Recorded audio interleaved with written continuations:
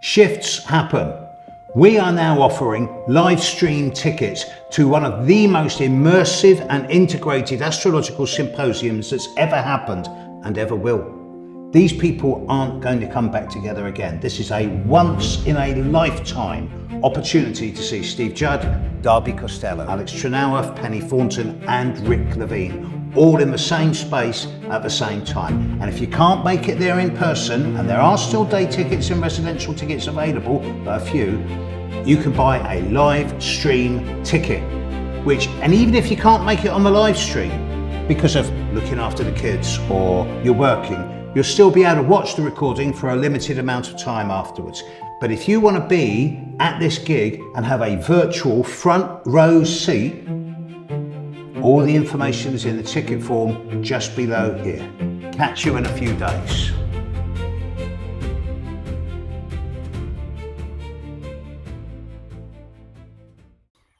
Hi folks, so this is my astrological forecast for the month of May 2026. So probably for the last time, and I've got to get this in because otherwise I'll get shot if I don't. In 2026, May 2026, I'm running Shifts Happen. You've all seen the promo by now. At the time of recording this, we've got about 10 to 15 residential slots left. We've got about 10 to 15 day visitor slots left, and there's plenty of streaming tickets still available.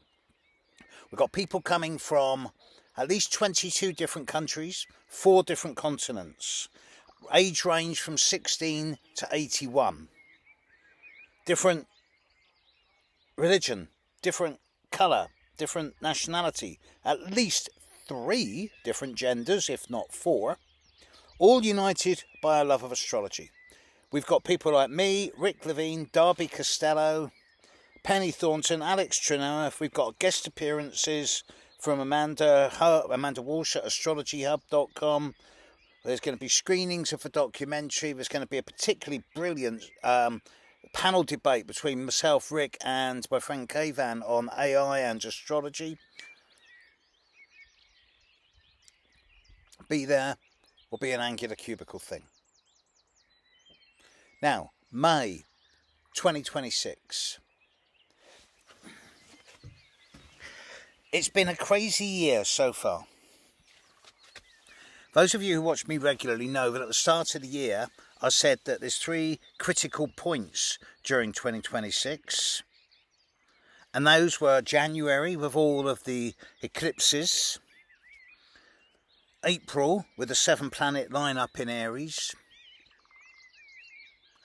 and July with the big outer planetary lineups.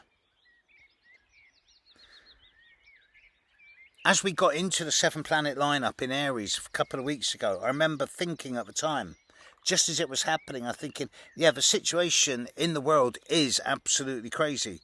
But this is not just about external world affairs. This is about individuals. The crazier the world situation has been in recent weeks, the more individuals are waking up and going, hey, this isn't right, this is wrong, I don't want this to happen on my world, in my planet, so not in my name. And there seems to be a big surge forward, just in recent weeks, in terms of personal accountability, personal self-development and intuition, personal conscience, people waking up and going, this isn't right. A lot of people are saying to me, I'm not sleeping right, I seem to be constantly agitated. Other people are going, right, I've got to do something about this. So they're getting out there and they're doing things, not in a violent or aggressive way or confrontational. They're not breaking the law or getting into trouble, but they're making their voice heard. Now, I can say to you that May is not going to be as batshit crazy as April. But May is going to have certain trigger points and flashpoints. It is going to be generally, I'm not saying it's going to be quiet and it's not going to be calm. Israel is still going to be bombing Lebanon. There's still going to be ongoing internecine violence between Palestine and Israel.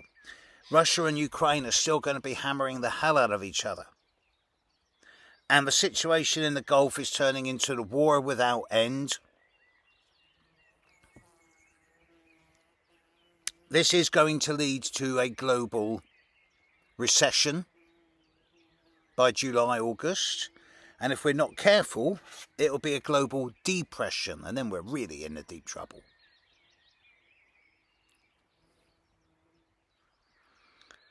But May has got 3 standalone points. Firstly, is the period around the 5th and the 6th of May, when all of a sudden 3 separate things all happen within 24 hours of each other. There's a Mars square to Jupiter in the sky. Mars will be at about 17, 18 degrees of Aries, and Jupiter will be at about 17, 18 degrees of Cancer. I think it's more like 19 actually, something like that, 19, 20. But Mars square Jupiter, it's like someone's rammed too many Energizer batteries in places where they shouldn't. It's an angle of exuberance and over-optimism and largesse and vibrancy, but it's not nasty. It's not aggressive or violent. It's just over-exuberant, over-bouncy, over-joyous. No such word as enough. But at the same time, Mercury would have left Aries and moved into early Taurus and be squaring Pluto at the same time. So with Mars squaring Jupiter, there's quite likely to be a lot of optimism. Oh, we've made this fantastic deal and it's all going to be all right. And Mercury squaring Pluto at the same time going, yeah, don't believe a word of it. There's a lot of stuff going on behind the scenes. There's a lot of underhand, manipulative, coercive, subversive stuff going on in the background that's not visible yet, but when it does come up, we'll all be disgusted. Add to this that on the 5th, 6th of May, Pluto will stand still and start going retrograde. Pluto is going to be at 5 degrees 30 minutes of Aquarius for 2 weeks. It's going to be in the same minute, the same degree for 2 weeks in the first 2 weeks of May. And with Mercury squaring Pluto on the 5th, 6th, it does suggest that something not transparent and underhand is going to be going on. The word stockpiles comes to my mind. Fast forward 10 days. Actually, I'm going to jump back just a little bit, because at the start of May, we have the once every year Scorpio full moon. Now this is taking place around 10 degrees of Aries. I'm guessing here because I don't have my ephemeris with me. But it's not aspecting anything else in the sky, seriously. So I don't see this as being that dramatic a full moon, apart from the fact that it's a Scorpio full moon. But nevertheless, just because it's unaspected doesn't mean it won't be strong. So it's obviously going to affect certain individuals. But I don't see it as representative of any massive changes in the world gestalt. That's more the Mars square Jupiter and Mercury square Pluto on the same day, on the 5th or 6th. And for that matter, there will also be another full moon in May. I think it's May the 31st, might be the 30th or 31st, depending on your time zone. And that will be at around 8-9 degrees of Sagittarius. Now that's quite nice. That's going to be loosely trining Saturn and sextiling Pluto. But again, nothing to majorly write home about. What I'm seriously looking at is the new moon. The new moon is on the 15th, 16th of May. It's at 25, 26, 27 degrees of Taurus. It's conjuncting Mercury. And it happens to be when I'm launching shifts happen. With over 100 people in person and God knows how many in virtual. Now, Sun conjunct Mercury, Sun conjunct Moon conjunct Mercury, it's a great transit for a multimedia event. But during the shifts period, I think it's around the 17th, Mercury will move into Gemini. Now, at the very end of April, we had Venus conjunct Uranus at 29 degrees 58 of Taurus. Venus was conjuncting Uranus, and it was the last conjunction of a planet to Uranus in Taurus for 77 years. On the 17th of May, Mercury will move into Gemini and will immediately conjunct Uranus. And this will be the first conjunction to Uranus in Gemini for any planet apart from the Moon for 77 years.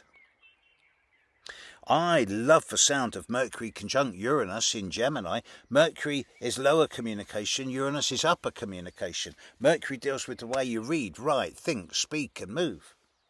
Uranus deals with computers and space travel and cybernetics and the internet and everything. Now, I think that Mercury conjunct Uranus in early Gemini, the very start of Gemini, around the 17th, 18th of this month, is going to bring some type of revelation, disclosure, opening.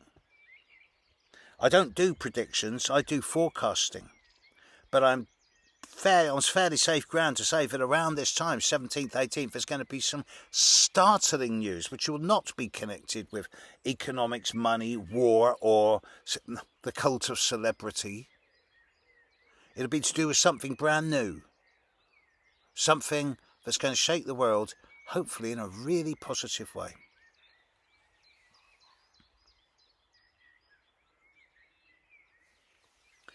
And then we get the sting in the tail. Around the 25th, 26th of May. By then, Mars will have moved well into early Taurus.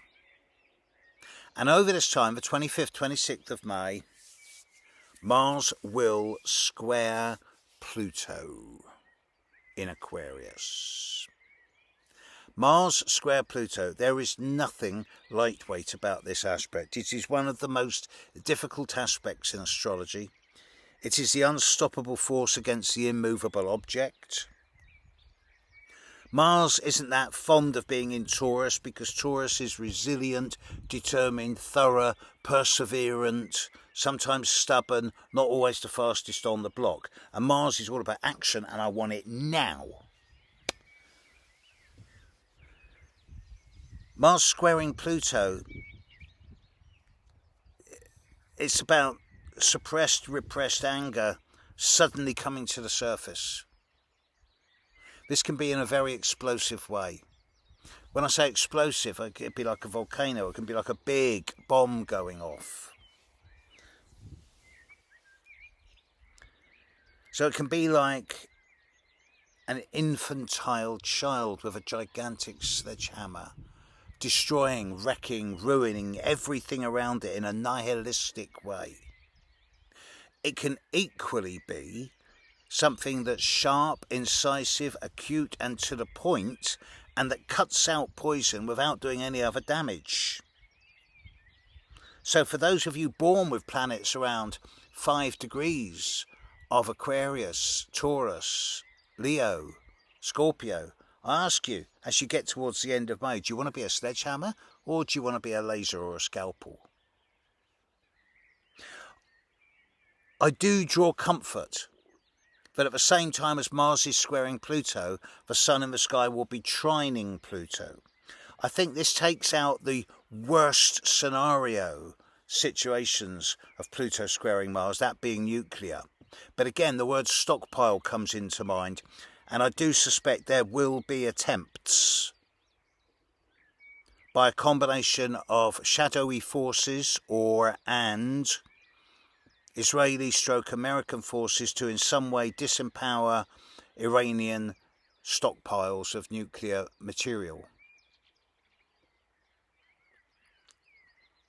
I don't think this will get tremendously explosive if that were to happen.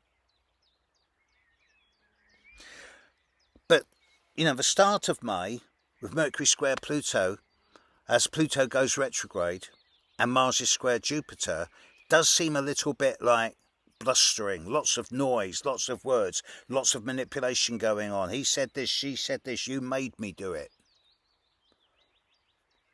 And the end of May with Mars square Pluto and the Sun trine Pluto is very incisive. In the middle of May, that's hopeful.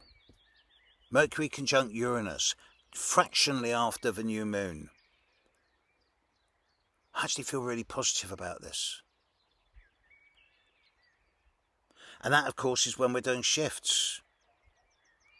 It's the single biggest astrologically attended event in Europe of a bunch of independent astrologers outside of any organisation that there's been for years and will be for years. It's people coming together not for a symposium or a conference, for a think tank to redefine futures and to consider new options for humanity. I was teaching the other day, and out of my mouth came some words which my students just looked at me and went, "How did you say that?" And it was something like, astrology is the Esperanto of the new culture. And I've said similar in the past when I've said that astrology is the lingua franca of the emerging consciousness revolution. It's a language that nobody speaks, but everybody's beginning to understand. I cannot ram this home enough. The more people know astrology, the more they know themselves. The more they become psychologically self-aware, less dependent on the rhetoric, the narrative and the hype and spin of all the BS that's going around from the churches and the newspapers and from everyone else who wants everyone to believe what they believe. We have the choice of becoming a dumbed-down society or a society of psychologically mature adults, aware of our own foibles and no longer buying into guilt, shame and fear.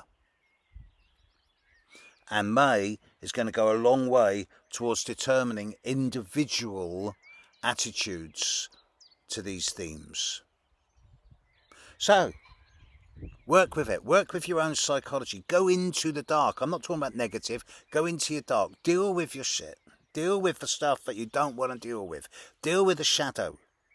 And as a result, you'll become more integrated, assimilated, holistic, much more complete, much more mature, responsible adult. And your world will change for the better.